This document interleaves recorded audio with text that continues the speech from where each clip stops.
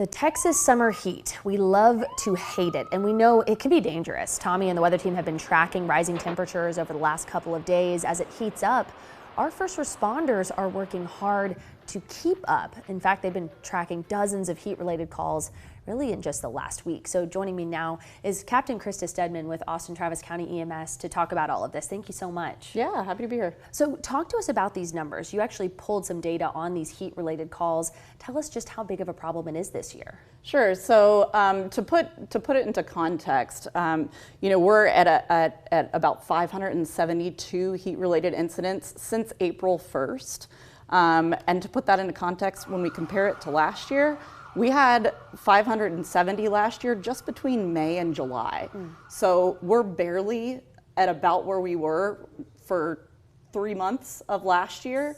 I think it's because we had such a cool July, but now that we're starting to see those triple-digit temperatures come back up again, we're starting to see those calls increase.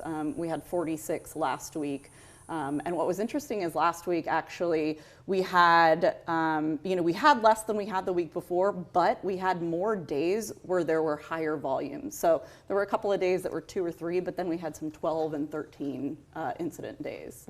So on those really long days, talk about what these calls are like for paramedics. What do your crews have to do the moment they get on scene, and then how does the rest of the call progress? Yeah, well, it's hard. Anytime you're working in heat that's that extreme, it takes a toll on you, right? It makes you more tired, and our crews are no exception to that. So when we have these kinds of incidents, heat-related illness is always sort of at the top of our mind when it's this hot outside.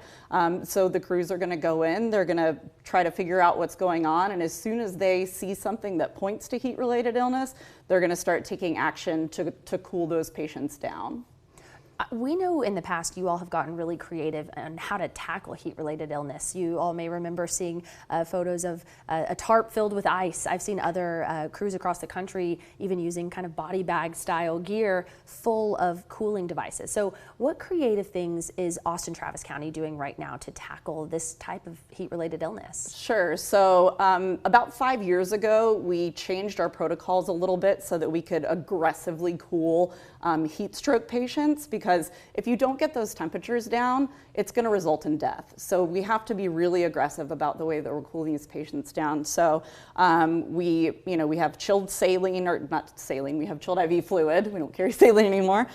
We have chilled IV fluid on the truck. We have, of course, a bunch of ice packs. But when we changed our protocols and added the ice bath option in, we saw our crews start to get really creative with how to do that. So it's what started about 5 years ago as some really resourceful crews having a heat stroke patient and putting a tarp into a shopping cart and filling it with ice water and giving an ice bath that way. Now we've progressed a little bit. We have actual devices that we use to immerse patients in cold water. But it really is, it's so paramount to get that body temperature down as quickly as you possibly can, so you don't start to get organ death and then end up passing away because of it. Yeah. So for people who are hearing this, what is the biggest tip you would give them before, maybe they've made the call, they're waiting for paramedics to arrive? What can people do? Arm them with some tools. What can they tackle in the meantime to keep those around them safe? Sure. So the biggest thing is going to be to get that person out of the elements, right? So even if you can't get into the air conditioning, at least move into the shade and start cooling them down however you can. If they're still awake and alert and they're able to talk with you, then you can give them water and have them start to rehydrate. Ice packs or cold towels on the neck and the armpits. Things like that. If it's somebody who is either really confused or lethargic or completely unconscious, that is heat stroke. So move them, cool them, call 911, and again, cool them by any means necessary. So if that means you take a bucket of water and splash it over them and put a fan on them, that's going to help. Absolutely life-saving tips. Captain Christa Stedman, thank you so much for joining us. I know you and your crews will be working so hard as this heat continues, so thanks for being here. Yeah, happy to be here.